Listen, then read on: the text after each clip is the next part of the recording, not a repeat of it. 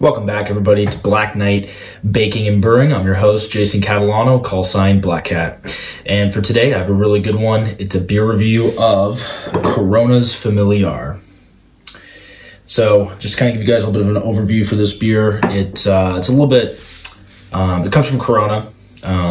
It's a little bit, I would say, it's their version of a tastier Corona Extra, essentially. It's a little bit tastier, a little bit more premier version of that. It comes in the brown bottle.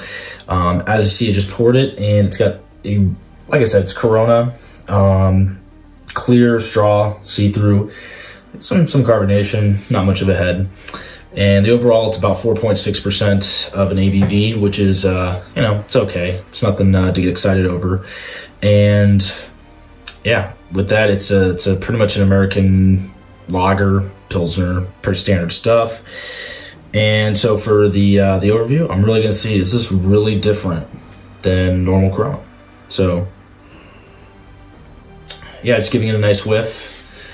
It smells a little cleaner. Definitely smells a little cleaner than a normal Corona.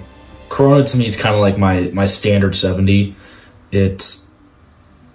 Yeah, I mean, I would give it like the lightest recommendation in terms of it's consistent. It's like McDonald's.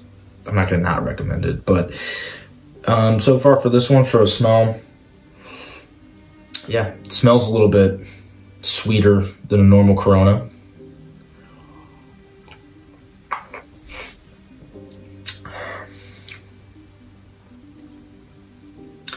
Yeah, actually, I think Corona kind of hit it on the mark here.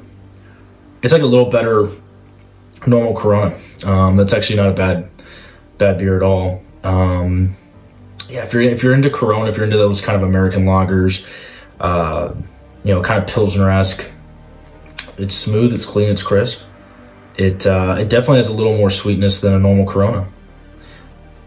But here's the challenging part. I'm not sure I would necessarily say it's more than, I'm not sure it's worth the price tag. This is definitely a little bit more than normal Corona.